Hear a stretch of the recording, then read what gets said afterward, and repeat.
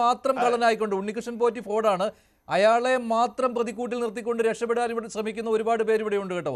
അതിൽ ഒന്നാമത്തെ ആളുകൾ എന്ന് പറയുന്നത് അന്നത്തെ ദേവസ്വം ബോർഡ് പ്രസിഡന്റ്, ഇന്നത്തെ ദേവസ്വം ബോർഡ് പ്രസിഡന്റ്, അന്നത്തെ ദേവസ്വം മന്ത്രി, ഇപ്പോഴത്തെ ദേവസ്വം മന്ത്രി, ഇവരൊക്കെയാണ്. സംശയമില്ല അഡ്വക്കേറ്റ് ബൽദേവ്. അല്ല, ഇതിനകത്ത് ഇവിടെ 1998 തോന്നുന്നു വിജയ് മല്യ ഈ 33 പവൻ സ്വർണ്ണം അങ്ങാണ്ട് ഇതിന് നൽകിയത്. അന്ന് ഇവിടെ അജയ് തറയിൽ പറഞ്ഞതുപോലെ സ്വർണ്ണപ്പാളികളായിരുന്നു ഇതിനകത്ത് സ്ഥാപിച്ചത്. ഇപ്പോൾ മഞ്ചേശ്വരന്റെ തുടക്കത്തിൽ പറഞ്ഞു അത് തന്നെയാണോ എന്നൊരു ചോദ്യം ചോദിച്ചു. ഈ 99 മുതൽ 2019 ഇത് വീണ്ടും പൂശ കൊണ്ടുപോകുമ്പോൾ എന്റെ ബലമായ ഒരു സംശയം ഞാൻ പറയുകയാണ്, ഈ 99 സ്ഥാപിച്ച പാളികൾ തന്നെയാണോ അവിടെ ഉണ്ടായിരുന്നത്? ഈ 20 വർഷത്തിനിടയ്ക്ക് വെച്ച് ഈ പാളികൾ ആരെങ്കിലും മാറ്റം ചെയ്തിട്ടുണ്ടോ എന്നുള്ളതാണ് കാര്യം. അതിനകത്ത് ഭരിച്ചവരൊന്നും ഞാൻ പറഞ്ഞില്ല, കാര്യം LDF UDF മാറി മാറി ഭരിച്ചിട്ടുണ്ട്, പല ദേവസ്വങ്ങൾ വന്നിട്ടുണ്ട്. ഈ സ്വർണ്ണപ്പാളികൾ നേരത്തെ തന്നെ ആരെങ്കിലും അവിടെ ഇളക്കി മാറ്റി. ഇപ്പൊ 2019 ഇതിന്റെ ആ സ്വർണത്തിന്റെ തിളക്കമൊക്കെ നഷ്ടപ്പെട്ടു, ചെമ്പ് തെളിഞ്ഞു വന്നു. അതിനുശേഷം ഇത് കൊണ്ട് ഈ സമാനമായൊരു കേസ് എന്റെ നാട്ടിലുള്ള ശാസ്താംകോട്ട ക്ഷേത്രത്തിലും സ്വർണ്ണ കൊടിമരത്തിൽ സ്വർണം പൂശിയതിനകത്തുനിന്ന് ഇടയ്ക്കിടയ്ക്ക് ചെമ്പ് തെളിഞ്ഞു വന്നു. അത് ഹൈക്കോടതി കേസ് കിടക്കുകയാണ്.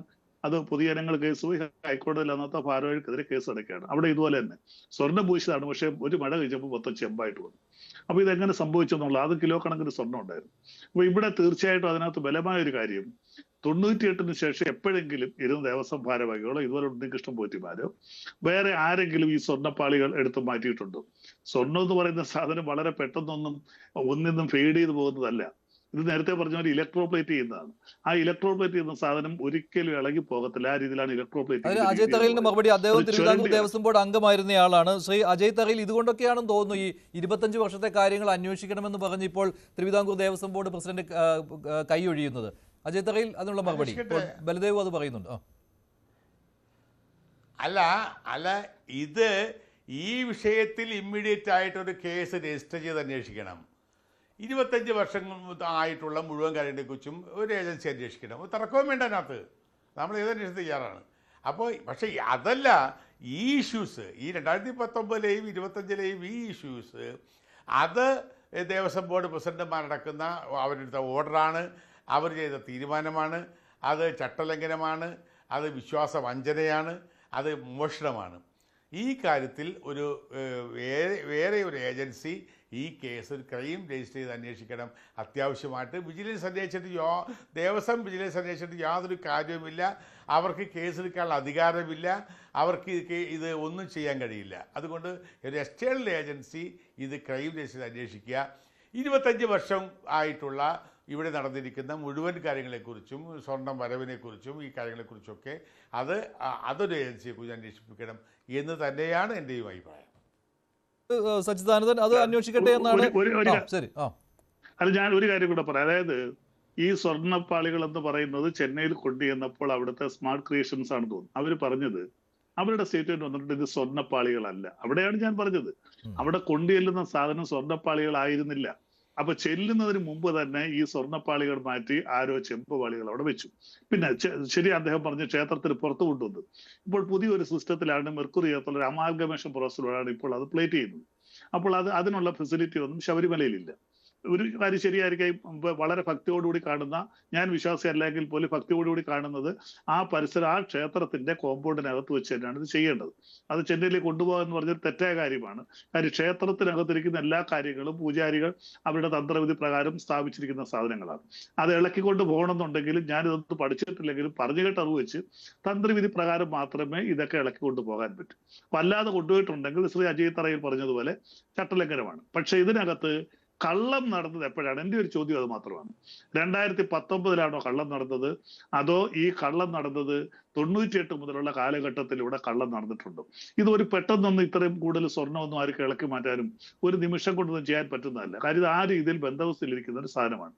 അതിലൊക്കെ ഉപരിയായിട്ട് ശബരിമലയിൽ എപ്പോഴും പൂജാരി മറ്റു കാര്യങ്ങളും അതിന് ഉദ്യോഗസ്ഥരും ഒക്കെ ഉള്ളതാണ്. അപ്പോൾ 1-2 വ്യക്തികൾക്ക് 1 മണിക്കൂർ 2 മണിക്കൂർ കൊണ്ടോ ഒരു ദിവസം കൊണ്ടോ ചെയ്ത് മാറ്റാൻ പറ്റുന്ന കാര്യങ്ങളല്ല. ഇതിന്റെ പിന്നിൽ മാസങ്ങളോളം നീണ്ടുനിന്ന ഒരു ക്രിമിനൽ കോൺസ്പിറസി ഉണ്ട്. ആ ക്രിമിനൽ കോൺസ്പിറസിയിൽ ആരൊക്കെ ഉത്തരവാദിത്തമായിട്ടുണ്ട്? അതിലൊരു പക്ഷേ ഇപ്പോഴത്തെ ദേവസ്വം ഭാരവാഹികളാണോ, നേരത്തെ ഉണ്ടായിരുന്ന ദേവസ്വം ഭാരവാഹികളാണോ, അതോ ഇനി UDF ഭരിച്ച സമയത്തുള്ള ദേവസ്വം ഭാരവാഹികൾ? എല്ലാം അന്വേഷിക്കട്ടെ. വ്യക്തമായിട്ട് പുറത്തു വേണ്ടത് ഒരു ക്ഷേത്രത്തിലല്ല. ഞാൻ പറഞ്ഞാൽ എന്റെ അടുത്ത ക്ഷേത്രത്തിൽ നടന്ന സംഭവം, അതും ഇതുപോലെ സ്വർണം കൊടുത്ത് മഴയത്ത് ഇളകി വരുന്നു. അപ്പോൾ ഇതിനകത്തെല്ലാം ക്ഷേത്രത്തിന്റെ പരിസരങ്ങളിൽ ക്ഷേത്രത്തെയും ദൈവത്തെയും ഒക്കെ ആയുധമാക്കിക്കൊണ്ട് കോടിക്കണക്കിന് രൂപയുടെ അഴിമതി ഒരു ക്ഷേത്രത്തിൽ മാത്രമല്ല, പല ക്ഷേത്രങ്ങളിലും സാധാരണക്കാരന്റെ ജനം പണമാണ് ഇതെല്ലാം ചെല്ലുന്നത്. അമിതമായ ഭക്തി മുഖത്ത് ഓരോരുത്തരും കൊണ്ടുവന്ന് കണ്ടമാനം പണം അമ്പലങ്ങളിലേക്ക് കൊടുക്കുന്നു. ആ പണം എടുത്ത് ഒരു വിഭാഗം മനുഷ്യന്റെ ഭക്തി എന്ന് പറയുന്ന ദൗർബല്യത്തെ, നമുക്ക് എന്തൊക്കെ ദൗർബല്യം ഉണ്ടോ ആ ദൗർബല്യങ്ങളെയാണ് ബുദ്ധിമാന്മാർ ചൂഷണം ചെയ്തത്. ആ ദൗർബല്യത്തെ ചൂഷണം ചെയ്തുകൊണ്ട് അവരുടെ കീശ വീർപ്പിക്കുന്നു. ഇതിനകത്ത് അയ്യപ്പന് സ്വർണ്ണമൊന്നും വേണ്ടല്ലോ. അയ്യപ്പന്റെ പേരും പറഞ്ഞ് അവിടെ ചെല്ലുന്ന സ്വർണം ചില കീശകളിലേക്ക് പോകുന്നു.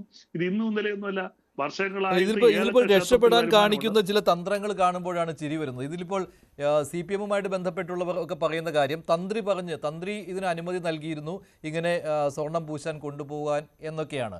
മുൻപ് ഈ യുവതീ പ്രവേശന സമയത്തൊക്കെ, ആ വിവാദമുണ്ടായ സമയത്തൊക്കെ തന്ത്രിമാരല്ല ശബരിമലയുടെ അവസാന വാക്കെന്നൊക്കെ പറഞ്ഞവരാണ് ഇപ്പോൾ തന്ത്രിയെ ചാരി രക്ഷപ്പെടുവാൻ ശ്രമിക്കുന്നത്. അതുപോലെ തന്നെ ഈ ശബരിമലയുടെ അല്ല, അത് ശരിയാണ്.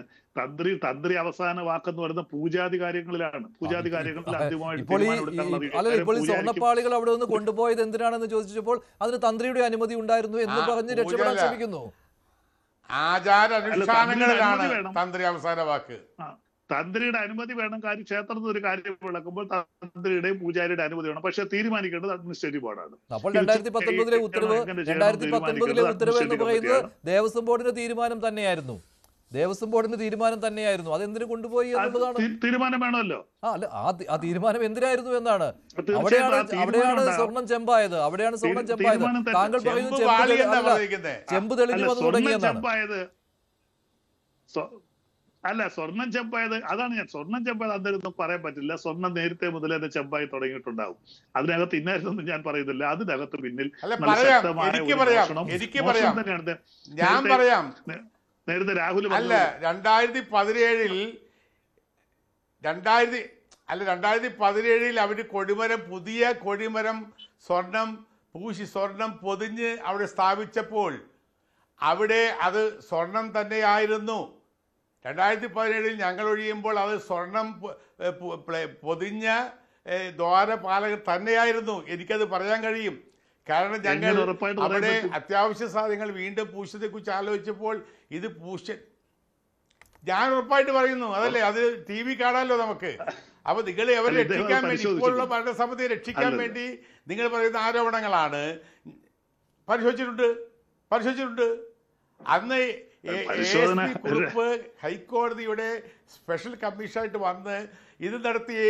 ASP കുറിപ്പ് പൂർണ്ണമായി എല്ലാം പരിശോധന നടത്തി ഹൈക്കോടതിയെ ബോധ്യപ്പെടുത്തി കൊടുത്തിട്ടുള്ളതാണ്.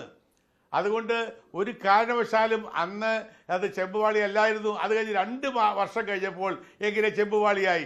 അതാണ് എനിക്ക് ചോദിക്കാനുള്ളത്. ഇത് ശാസ്ത്രീയമായ പരിശോധനയിലൂടെ മാത്രമേ ഇത് അറിയാൻ പറ്റൂ. കാരണം ഇലക്ട്രോപ്ലേറ്റ് ഇരിക്കുന്ന ഒരു സാധനം ഇപ്പോൾ ആർട്ടിഫിഷ്യൽ ഗോൾഡ് എന്ന് പറഞ്ഞ സാധനമുണ്ട്. 2019 അങ്ങനെ ഒരു ഉത്തരവ് വന്നത് എന്താണ്? ശാസ്ത്രീയമായ പരിശോധന നടത്തിയിട്ടാണോ? തീർച്ചയായിട്ടും 2000 പരിശോധന അവർക്ക് അല്ല, ചെമ്പ് തെളിഞ്ഞു. അവിടെ ഇവിടെ പറഞ്ഞേക്കുന്നത് അങ്ങനല്ലേ, 2019 ചില ഭാഗങ്ങളിൽ ചെമ്പ് തെളിഞ്ഞു. അപ്പോഴാണ് ഒരിക്കലും ഞാൻ പറഞ്ഞല്ലേ തെളിയത്തില്ല. അല്പം ഒന്നും പേടിയത്തേ ഉള്ളൂ. ഗോൾഡ് ക്ലാഡിംഗ് ആയിരുന്നു. ഗോൾഡ് ഇത് ഇലക്ട്രോപ്ലേറ്റ് അല്ല. 1999 വിജയ് മല്യ ചെയ്തിരുന്നത് ഗോൾഡ് ക്ലാഡിംഗ് ആണ് അല്ലെ? ഗോൾഡ് ക്ലാഡിംഗ് ആണ്. ദേവസ്വം ബോർഡിന്റെ കമ്മ്യൂണിക്കേഷനിൽ വളരെ വ്യക്തമായി പറയുന്നത് ചെമ്പ് പാളികളാണെന്നാണ്. ചെമ്പ് പാളികൾ, സ്വർണം പൂശിയിരിക്കുന്ന ചെമ്പ് പാളികളെന്നല്ല